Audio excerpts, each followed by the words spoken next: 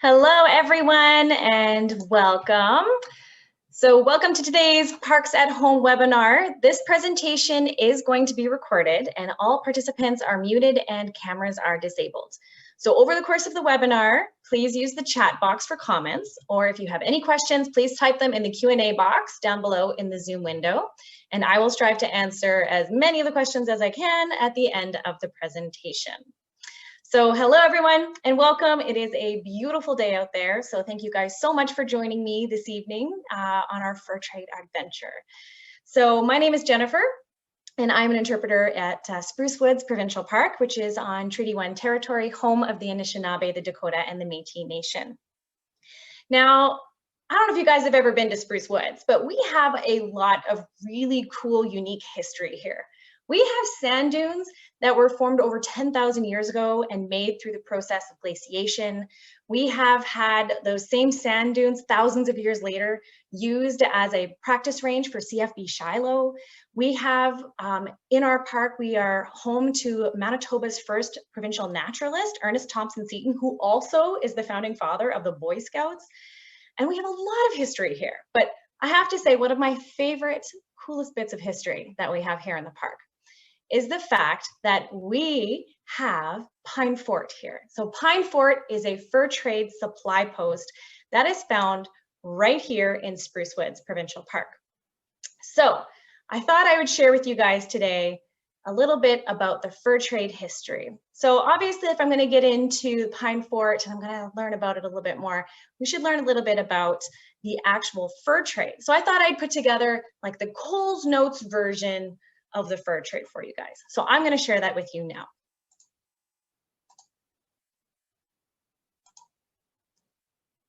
All right. So here we are on our fur trade adventure. So first off, back in the fur trade, everybody wanted to have these really fancy, dancy hats that were made out of beaver fur. And everybody wanted them. And this is an example right here of what that fur hat actually looked like. And this was in Europe from the 1700s to the 1830s. Everybody wanted these hats. Now, these hats were made out of sheared and worked beaver pelts. So they needed the beaver and they needed to work it and they made it into a felt hat. And this diagram on the board here that you can see is the actual process. It's quite involved of turning it into a felt hat. And there were tons of different styles and different varieties of hats, from military styled hats to fashionable hats.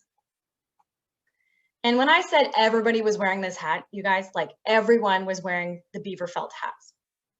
It was all the rage. Unfortunately, this meant that the demand for beaver was so high that beavers actually went completely extinct in Europe, which is awful, those poor beavers. So then what they had to do is then search elsewhere in order to get more beaver fur. So then they started to ship out and explore other areas to collect fur for their fancy duds. And this then began the fur trade in what is now known as Canada. And here are two of the main routes that were used to come and do that trading: the Hudson's Bay trade route, which was from the north through Hudson's Bay, and the St. Lawrence River route. So the Europeans came here and they traded with our local indigenous people for beaver pelts. And here's a couple different diagrams that you can see of them doing just that. And they would trade them trade goods. And these trade goods would be items that they wouldn't get here. So things like metal knives and axes and pots and muskets, wool blankets, colorful beads and ribbons, things that they wouldn't have in this area. They also would use a trade blanket. So even if you didn't speak the language, you could communicate and gesture and decide what you were wanting to trade for. And this actually lasted for up to 250 years. And it's one of the main reasons the Europeans explored and colonized Canada. So here in Spruce Woods Provincial Park, we have our own little bit of fur trade history. And that is Pine Fort, also known as Fort des Epaulettes. And it was located 1 kilometer from where the Epinette Creek flows into the Assiniboine River. Now, this picture that I'm sharing with you guys is from 2011, which was a flood year. So you can see the Assiniboine River is kind of everywhere in this image. But the Epinette Creek is flowing in from the north side of that image, and it's winding into the Assiniboine River. And right there on the left-hand side, you can see Pine Fort, and that's where they actually found remnants of it during an archaeological dig in the 70s. And the highway that you see on the left is Highway 5. And this is an actual diagram of what Pine Fort looked like. So it was established in 1767 by 3 independent fur traders named Corey, Oakes, and Boyer. And throughout its existence, Pine Fort would trade mainly with the Assiniboine tribe, who lived around Pine Fort, and through them, and also separately with the Mandans, the Hidatsas, and the Arikaras to the south, the Saulteaux and the Cree to the north and the east as well. So they did a lot of trade. Now, why was Pine Fort set up here? Well, Fort des Epinette, Pine Fort, is surrounded by trees. And these are actually spruce trees, which is also another, Fort des Epinette could be pine or spruce, same thing. So we have right here a remnant boreal forest that exists because of the sandy soils that we have in the area. And why do we need to have these beautiful spruce trees around us? And why does that help having a fort? Because you need to use this stuff right here, which is called watap, which is spruce rootlets. And these are used to bind birch bark canoes, which the voyageurs and the Europeans were coming and traveling on. So the watap was used to wrap up and bind the birch bark canoes. And the resin from the spruce trees were used to make them waterproof and to seal them. Side note, spruce trees are also extremely high in vitamin C and were used to treat things like scurvy. So you can make a tea out of the needles. So also another side benefit. And here you go, this is a wonderful replica of a Northwest Company birch bark canoe. So you can see they have the resin, and if you look on the very front, you can really clearly see the watap used to bind up that canoe. The other thing that they traded here in Pine Fort was pemmican. Now, pemmican is made out of bison meat, or any meat really, but bison meat and bison fat. So you basically make a dry jerky out of it. You pound it up until it's really dry and crumbly, and you pour fat over top of it to preserve it. And this one here has berries in it as well. And pemmican, as delicious as it looks, is extremely high in calories and energy, which is exactly what the voyageurs would need when they're expending all of their energy paddling the canoe and carrying heavy gear throughout the bush. So this was extremely important to have and was a staple at the fur trading post here that they would use, and they would send it out to other forts that were less visited by bison herds. Now, unfortunately, Pine Fort eventually closed in 1784. So it ran for 14 years, but then closed because there was a smallpox epidemic that broke out. Now, back in Montreal in 1784, the Northwest Company was formed. So this was a separate company where independent traders in Montreal got together and they formed a company, and they rebuilt Pine Fort again in 1785. So they opened it a second time, about 3/4 of a mile upstream. Now, this fort was extremely important because this time it did half of the Assiniboine trade, and it became the headquarters of the Missouri trade. So it became kind of like a trade good distribution center for the Northwest Company forts along the Upper Assiniboine, Qu'Appelle, the Shell, and the Swan River. So in my mind, it kind of became like the Amazon of the Assiniboine. And they actually even did trade again with those Mandans that were about 12 days ride away on horseback. Now in 1794, there's actually a really interesting report that happened, was that 600 Sioux were threatening the fort. And so the master, who was one of the McKays, bought them off with 200 beaver pelts worth of trade goods. And then in 1794, the post was closed in preference to the new Northwest Company post of the fort, called Fort Assiniboine. Then in 1807, Fort Assiniboine was torn down, and then its parts were rafted downriver to the old Fort des Epinette site, where it was opened a third time, where 4 years later it eventually closed for the very last time and was moved upriver to Fort Les Souris. Now that sounds very confusing, you guys, and I understand I just threw a lot of information at you. However, I've created this lovely diagram to explain Pine Forts 1, 2, and 3. So Pine Fort 1 was 1767 to 1781, opened by 3 independent fur traders, lasted for 14 years until it was closed due to smallpox.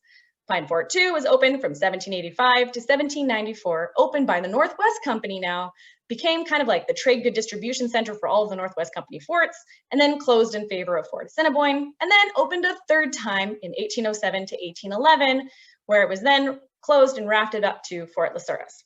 Whew, there you go, the 3 different pine forts.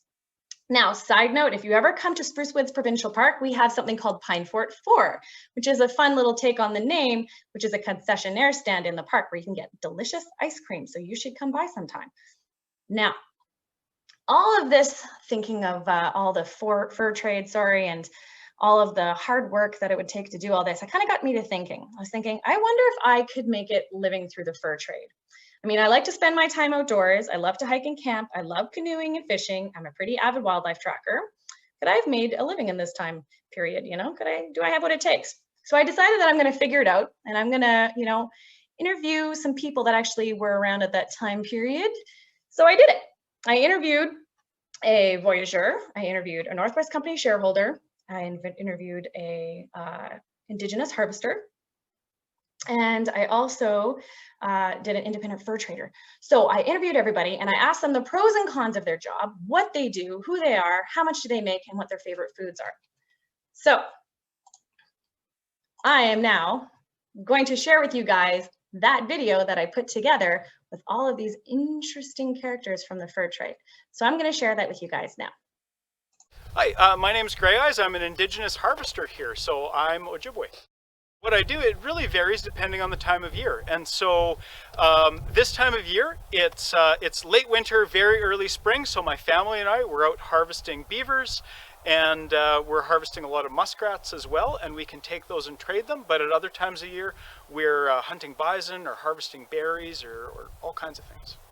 Hi, my name is Thomas Corey. I'm an independent free trader and one of the founding members of the Pine Fort, which was established 1776 as a free traders post. At the fort, I'm basically one of the ones that takes in the beaver pelts, bison pelts, and trades it gives the natives trade goods for it, like knives, axes, beads. My name is Alexander McMahon Greenfield. I'm a Northwest Company proprietor for the districts of the Red River and the Assiniboine. As a proprietor of the Northwest Company, it is my job to oversee the operations of the company for the departments I represent, also to aid in the other departments. And I'm basically an owner-operator, so I manage all the affairs, daily affairs of the company. The contracts of the voyageurs are signed by me, and they work under my authority, and I look after everything that goes along with that. So I'm responsible for my employees' health and well-being. I'm look after purchasing and negotiating the trades with the Indigenous people that we trade with out here in the West. And then I also have to report back to my other partners in the East at least once a year. I'm Buchan. I'm a voyageur. I'm working for the company, Northwest Company. I'm not a coureur des bois. Coureur des bois would be independent people, independent trader, most of them illegal, but I'm actually hired by the Northwest Company and work for them.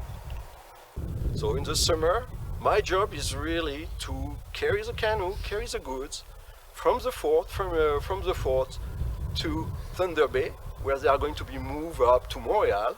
And from Montreal, we've got goods coming from Europe, and so we are going to pick them up at Thunder Bay. Big party for us, voyageur.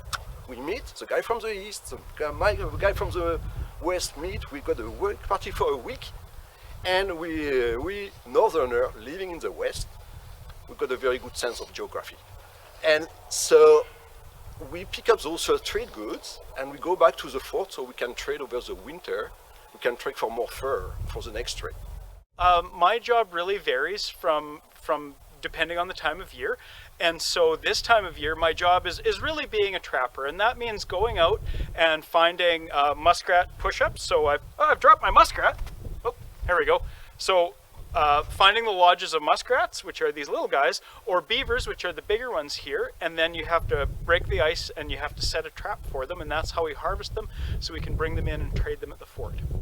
Some days we're real busy trading, and you might go a couple of weeks without having anybody to trade with, and just basically in them days you just cut firewood for the winter and you try keeping up with the fort and keeping it all upkept. My home isn't fixed in one place, so when we're hunting bison, for instance, we're going to go out onto the prairie where we can find bison. This time of year we tend to stick a little bit closer to the rivers and lakes in this area so we can harvest more animals. It just really depends on the time of year. I don't run under a contract because I'm a free trader. I'm basically my own boss. I don't really have to answer to anybody. So all the trading we do, I can basically take back to Montreal and pocket pretty much myself. And sometimes I got some left over after I buy more goods to head back to the fort, and sometimes I got nothing left. The way the Northwest Company works in comparison to, say, the Hudson's Bay Company is, us partners actually invest our own wealth to run the company. So the money that's put into it every year is kind of a gamble, right? So we buy the trade goods that actually are traded, and then we get a return on that, hopefully. So some years I make lots of money if I'm doing really good, and if the company does really good, we also share the wealth, a percentage of that wealth. And then some years I might make nothing and I might be in debt. So in the end, retired quite wealthy, so we could make, you know, tens to hundreds of thousands of pounds in our life and do very fine and live in a mansion and retire either back to Montreal or Quebec City, or go back to Scotland for some of us where we originate from. Portages are very, very variable. You can have very short and very long one. The longest one is Grand Portage, straight from Thunder Bay, because this one is something like 12 kilometers. So it's a long one. You can have short one from river to river. As a matter of weight, it depends, it's set in the contract, but we are responsible for pretty much 2 bales of fur, which are weighed at 90 pounds. So either you carry 1 bale at a time and you have to make the portage twice, or we try to get the two together, making maybe more stops, but we carry both bales together, so we can actually make only once. And that doesn't count for your private property. That's just by contract, that's just the work. Well, to do what I do, you have to really know, for instance, you have to know the animals, right? It isn't enough to just have some trapping equipment and go trapping to be successful. You need to know a lot about the animals, and for that you need to spend a lot of time looking at them, but you also need to spend a lot of time listening to your elders and people who are better trappers than you are. That's part of our education. So that's, you know, if I'm harvesting through trapping, or if I'm harvesting bison, something like that. But also, I think that to do what I do, you need to have good people skills. You need to be able to talk to the bourgeois, you need to be able to talk to the voyageur, and you need to be able to get along with the people from your community. So I think that your people skills are just as important as your other skills. As our Northwest Company motto is, perseverance, fortitude and distress, definitely two of the things to venture out and be a merchant in such territory. But I think it also takes a certain type of person that enjoys adventure. You know, when you're living out on the land and traveling all the different seasons, really like just enjoying the outdoors. Well, I don't think of it in terms of like money, like pounds and shillings, the way a bourgeois might. I think of it in terms of how much trade I get. So most years when I'm trading furs or I'm trading pemmican or meat, I have enough trade that I can buy things like blankets that you can see here. I can buy tea and tobacco. I can buy pots and pans from the fort. Usually we make about 400 and some odd shillings a year trading with the indigenous people and sending the furs back to Montreal. Well, I work for myself, so that means that I'm a little bit different than the voyageurs that I know, because they work for the company, but I just bring in what I want to trade, and I sell it to them, so I don't work for them. I really like the fort life because you're always trading for furs and you get to be outdoors most of the time. Well, I guess it has to do with the quality of life. As a Northwest Company shareholder, when I am out here in the West, I do live the most comfortable life that can be afforded. We pride ourselves compared to our Hudson's Bay Company competition of eating off of china plates, drinking out of crystal glasses, and we try to keep the glass full, if you know what I mean. So yeah, it would be the quality of life, and I know that as compared to the previous time as a clerk starting out with the company, where it was good but it wasn't that good. We also have our own canoe that we get paddled in. It's an express canoe. It's you have horses, and also it's the freedom, the fresh air, not having to be in the big city and dealing with all of those things. So enjoying the outdoors and really living life. My favorite things is actually the camp life, because we live on the river, and the big party once a year we're in the Thunder Bay, because this is really wild, especially for us coming out of the woods. It's been quiet. We really need to let the horses out. It's pretty wild, and that's really nice. You start to meet other people because you've been stuck with the same guy all winter. Some of them are not necessarily the best company in the world, and so you can kind of exchange. That way I can have news too, right? From my baskets, what happened with my family. So yeah, that's definitely the best part of being where is going to that party, or that meeting, that party for us, meeting for the boss. The worst part about having fort life is sometimes you go months on end without having anybody for company or visitors, and so you kind of get a little bit cabin fever, I guess you'd call it. I would have to say it's the desolate isolation and loneliness. I came out here when I was 16, and I will spend most of my career in the West. Sometimes some of the partners have families back home. Because I came at a young age, my life is here. I do have a family of sorts out here, but it's not considered appropriate. So back in the East. So I have to make a decision someday. Am I going to stay here or go back to the West, back to the civilized world, as most people would call it? And that's a really hard time. And also it's dealing with the dangers. With all the responsibility comes a lot of stress. So when the voyageurs get sick, or if people are starving in the community, if it's a bad year for hunting, we try to do our best. I'm responsible for offering some medical help. We're provided with, the latest medicines of the day. Some of us get a little bit of training in first aid. So if somebody's sick or injured, I deal with those things. So those are kind of the hidden behind the scenes part of the job, and it's stressful. And like most, the mosquitoes and the extreme conditions when they're extreme. So when you're cold and don't have a lot to eat, it's a hard time. And the mosquitoes are relentless in the summertime. In the summer, you're out there. As long as you paddle and things, you're fine. But as soon as you set up camp, fire is not that great. You get eaten alive. I hate mosquitoes. Really, I do hate mosquitoes. Okay. My favorite thing to eat is a skunk. Now, hear me out.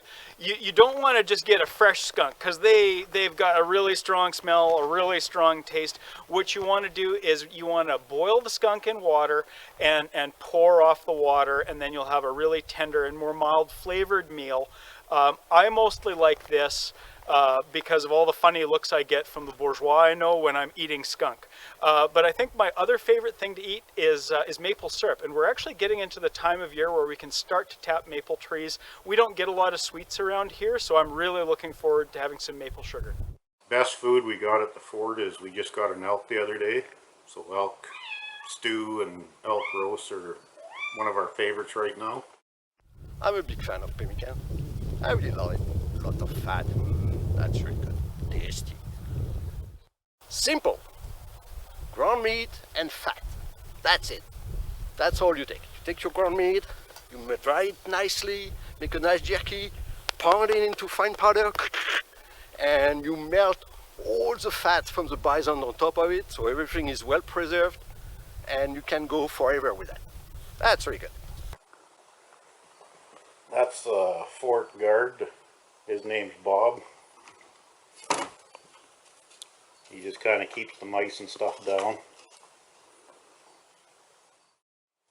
Ah, skills of a Northwest Company partner. It's getting dark and cool. Perhaps a fire. Lighting a fire. Buchan! Yeah, Please light a fire. And what else? After I build a fire and take time doing that, I must need to have some shelter for the night because we're going to bed down. Buchan! oui, monsieur.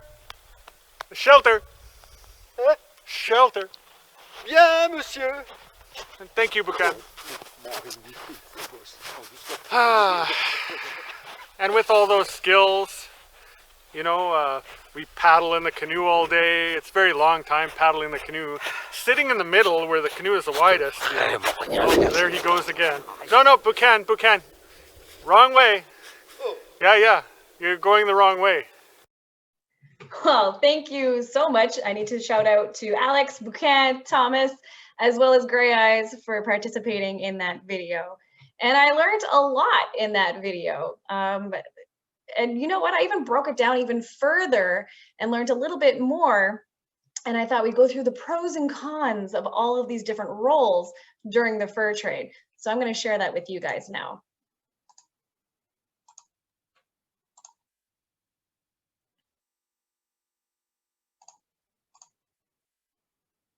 All right, so with the independent fur trader, some pros that I've discovered: you get to be your own boss, you're in control of your own money, you have freedom of movement and autonomy. However, the cons are that it's pretty lonely, you got to make your own deals, you're competing with big companies, you're taking more of a personal financial risk and gambles, there's uncertainty of the year ahead, there's lack of support, and you have to buy trade goods at cost. And because you're lower on the totem pole, you don't get first pick for trade goods. Now, the Indigenous harvester, they're part of a community. They get to be out in nature. They have a lot of support with families. They have customers and communication networks. They get to hunt and trap, and they're well connected to fur traders, so they actually get first pick on trade goods. The cons, though, is that there is high competition. The competition is within even their own community. It's dangerous work. You don't always have help to help you out. It's labor intensive. You have to meet quotas in the contract or arrangement. So that means that even if you need to, suffer personally, you have to make sure that you're providing those quotas. Somebody else is also going to be doing the negotiation usually for you and for your work. Now, the Northwest Company shareholder, this is an opportunity for fame and fortune for them so that you can get social advancement. They have freedom from normal society. They have a lot of autonomy and they can live a better lifestyle. The cons of the shareholder, though, it's a financial gamble, again, with their own money. It's a heavy load of responsibility because they're covering all the operations, the contracted men, the material goods, and they're fully responsible for everything. It's lonely and also can be isolating because you're being isolated from your own class, right? So you kind of have to keep separate from the other men that you're out on expeditions with. And you could actually end up being exiled back home as like a last little thing you could worry about. Now, the voyageurs, oh, them. They get to see the outdoors and explore new lands. They have more social freedoms than life back home, and they do have the opportunity to better their life. However, these poor guys carry heavy gear like mules. 90-pound bags of fur is what they have to carry. So 2 of them, so 180 pounds of fur bales is what they have to carry. They are at risk of broken bones and hernias and injuries. They have to fight off mosquitoes. I guess everybody has to fight off mosquitoes, really. They have not so great of pay. They're usually in debt. You heard about them going to Thunder Bay and having that big party. Trust me, a lot of their money was spent at that big party. And sometimes they ended up in debt. Nobody smelled really good during this time period, I'm sure. They didn't get to hear from family and friends for long periods of time. It's kind of across the board. They could be attacked by wild animals. They had to paddle for 16 hours a day. And the food, I don't care. But Buchan says pemmican. I don't know. maybe it is a delicacy and he quite likes it, but I didn't think the food would be the best. So as you can see, the fur trade is actually made up out of a diverse group of people, and they all faced many different hardships. And by discovering the roles within the trade, we've actually seen the amount of hard work and dedication and loneliness and uncertainty that existed at this time. Now, without these brave, diverse group of people working together, we wouldn't even have the country that we call home. The fur trade is what formed Canada. Now, I got to thinking about all of these pros and cons, and I'm reviewing my question earlier, if I could make it in the fur trade. And I have to admit that I like my hot chocolate. I like my hot showers. So the answer is no, I definitely could not have made it in the fur trade. But I'm curious to see, do you guys think you guys would be able to make it in the fur trade? If you do, what do you guys think you would like about it? What is it about you that you guys think would make you guys able to, you know, revel in the and do well in that time period? So feel free to comment in the comment box and let me know your thoughts on if you could make it in the fur trade. Maybe you can tell me what role you think you'd be best suited for as well. Otherwise, I'm going to go through and see if we happen to have any questions or comments. And I do have one comment here in the chat from Stephen asking, have you ever boiled and eaten a skunk before? No, I have not done that. Would I do it? Well, I'll try any food once, maybe. Has anybody else ever tried any interesting wild game out there before? If not, no worries. But if you have any questions, any comments, feel free to post them in the chat or the Q&A down below. Otherwise, thank you guys so much for joining us today on this wonderful webinar, on this beautiful day. Thank you for taking the time to join. There is an upcoming webinar on Saturday, March 27th called Spring in Bear Country. So you guys can join that one as well. Oh, in the comments, so I do have a comment from Shelly saying that she has eaten beaver and bear. Oh, that's a good one. How would they cook bison was a question that came in from Lindsay. So bison would be cooked over a fire and could be eaten in a variety of ways, but that's generally how you would cook bison, over a nice, beautiful fire. What else do we have? Where are pine fort items now found? So when they did the archaeological dig back in the 70s, some items I believe may be with the Manitoba Museum. I believe that's where most of the items are now have been wound up. So they're not on display though, so they're in the back. Any other questions?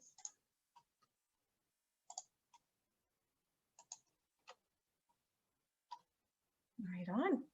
Well, thank you guys so much for joining. It's been a really, really wonderful time having you guys here today. Enjoy the beautiful weather. If you are coming out to provincial parks, one thing to keep in mind is that we are all following those COVID-19 orders. And one thing also that I'd like to promote for you guys is that right now we can even kind of take part in you know, all these different things that the voyageur and the fur traders did. So we can actually go out and we can hike along Epinette Creek, which is the same creek that, you know, Pine Fort is built right off of. We can go and do different adventures. We can get into a canoe and, you know, row down the Assiniboine just like the voyageurs did in a birch bark canoe. So we can do all of those different activities that our fur traders once took part in, and we can still do that today. So again, thank you guys so much. Have a wonderful day. Thank you so much.